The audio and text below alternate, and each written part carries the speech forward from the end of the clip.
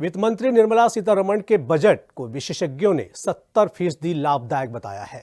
Infrastructure और कृषि के साथ ही हेल्थ सेक्टर में सरकार की घोषणाएं लोक लुभावन हैं।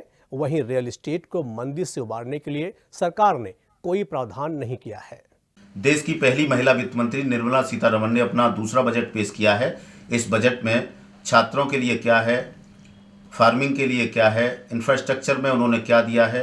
हमारे साथ तमाम एक्सपर्ट्स यहाँ बैठे हैं। दीपक माहेश्वरी जी जो टैक्स के बारे में हमें बताएंगे, और दीपक जी जो दूसरा बजट निर्मला सीतारमण जी ने अपना दिया है, तो पहले की तुलना में दूसरा किस तरह डिफरेंट है? देखिए, इसमें एक्चुअल में इंफ्रास्ट्रक्चर पे इन्होंने काफ़ी जोर किया है। बहुत बड़ी बड़ी घोषणाएं भी की गई हैं, और एजुकेशन पे, मेडिकल पे और अदर सेक्टर्स पे इन्होंने काफ़ी चीज़ें दी हैं। इवन लाइक किसानों के लिए भी इन्होंने बहुत सारी सुविधाएं दी हैं, लोन से लेके और मशीनीकरण, जैसे कहते हैं ना, लाइक मशीनीकरण काफ़ी किसानों के लिए एक्चुअल में अगर कहें तो ये बहुत अच्छा बजट कह सकते हैं। मैं बात करता हूँ डायरेक्ट टैक्स की, जिसमें कि इनकम टैक्स में इन्होंने काफ़ी चेंजेस किए हैं। एक तो जो स्लैब में चेंज किया है, स्लैब के साथ इन्होंने जो पहले डिडक्शन थे, जो 100 से ऊपर डिडक्शन थे, उनको इन्होंने कट डाउन करके 70 डिडक्शन इन्होंने हटा दिए हैं, जो कि 30 रह गए। सिंप्लीफिकेशन की बात करते हैं, क्योंकि इन्होंने कहा कि हम सिंपल करना चाहते हैं टैक्स को। सेकंड जो इन्होंने जो चेंज किया है, वो कंपनी के लिए जो डिविडेंड डिस्ट्रीब्यूशन था उसको डिमोलिश कर दिया, उसे ख़त्म कर दिया है। तो ये एक अच्छा मूव कह सकते हैं। थर्ड इन्होंने जो किया है कि आधार से आपको तुरंत पैन कार्ड मिल जाएगा, ये भी एक अच्छा लाइक मूव है। ये जैसे निजीकरण को बढ़ावे देने की बात कही गई है, तो वो उसे किस रूप में देखते हैं आप? देखिए, निजीकरण तो ये है कि इन्होंने एक्चुअल में जो बैंकों के लिए किया है, जो 10 नेशनलाइज बैंक हैं, उनको उन्होंने कहा है कि भाई 4 बैंकों में हम मर्ज कर देंगे, लाइक मर्जर कर दिया है। और बैंकों को इन्होंने जो एनपीए है, क्लेम करते हैं कि एनपीए काफ़ी कम हुआ है, तो वो बहुत सारी चीज़ें इन्होंने इम्प्रूव करने की कोशिश की। अब देखना ये है कि वो इम्प्लीमेंट कैसे होंगी, ये सबसे बड़ी चीज़ है, क्योंकि घोषणाएं बहुत होती हैं बजट में, लेकिन एक्चुअल में क्या आएगा। स्किल इंडिया की बात करते हैं कि इन्होंने 3000 करोड़ रुपया स्किल इंडिया के लिए खर्च किया है। अब स्किल इंडिया में यह है कि वो पैसा किस तरीके से इम्प्लीमेंट होगा, वास्तव में वो सही हैंड पे जा पाएगा नहीं जा पाएगा, ये देखने वाली बात है। बाकी अगर मैं डायरेक्ट टैक्स की बात करता हूँ, तो ट्रिब्यूनल में इन्होंने काफ़ी चेंज किया है। भारत की अर्थव्यवस्था कृषि पर आधारित है, और देश की वित्त मंत्री ने अपने बजट की शुरुआत ही फार्मिंग से की है। उन्होंने किसानों की बात की, किसानों को तमाम सहूलियत देने की बात की। उन्होंने कहा किसानों की आय हम दोगुनी करेंगे तो भारत आगे बढ़ेगा। किस रूप में देखते हैं आप इसे? अशोक दीक्षित जी। मैं अशोक दीक्षित सी है।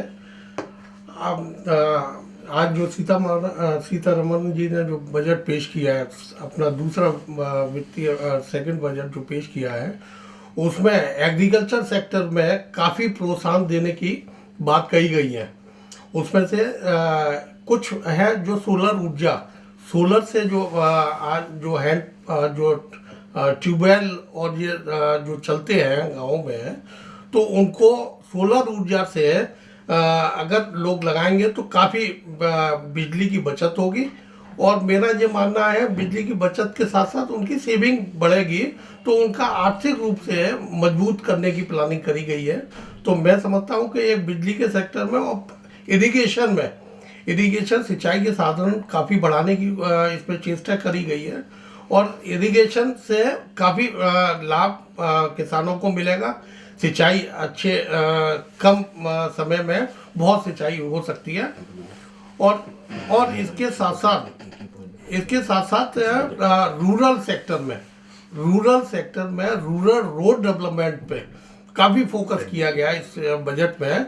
रूरल फोकस, क्योंकि कनेक्टिविटी जो गांव की और शहर से बनाने की जो कनेक्टिविटी दी गई है, मैं समझता हूँ इससे भी काफ़ी आम लोगों को सहूलियत होगी, किसानों। वित्त मंत्री ने युवाओं पर काफी फोकस किया है। आप युवा हैं, टैक्स के जानकार हैं। भानु जी, आप इस टैक्स को किस परिप्रेक्ष्य में देखते हैं? मेरे को एक्चुअल में ये है कि हमें अच्छा लगता है, काफ़ी हमें सपोर्ट मिलता है सबसे ज़्यादा। और उधर देखो सामने इधर सबसे बढ़िया ये है कि बस सपोर्ट अच्छा से मिलता है, काफ़ी है, इतना ही है। Thank you. देश की वित्त मंत्री ने अपना बजट पेश कर दिया है। इस पर अभी प्रतिक्रिया विपक्ष की आ रही है, लेकिन आमतौर पर जो जानकार हैं इस बजट को अच्छा बता रहे हैं। कई मायनों में ये बजट अच्छा है। तो कुछ इन्होंने टैक्स रिफॉर्म भी किए हैं, उस पर अभी विशेषज्ञ अपनी राय देंगे। लेकिन फिलहाल जो बजट इन्होंने अपना दूसरा बजट पेश किया है उसमें देश भर में इसकी प्रशंसा जरूर हो रही है। संजय प्लेस से अपने साथी इंद्रजीत के साथ विजय बघेल, सी न्यूज़, आगरा।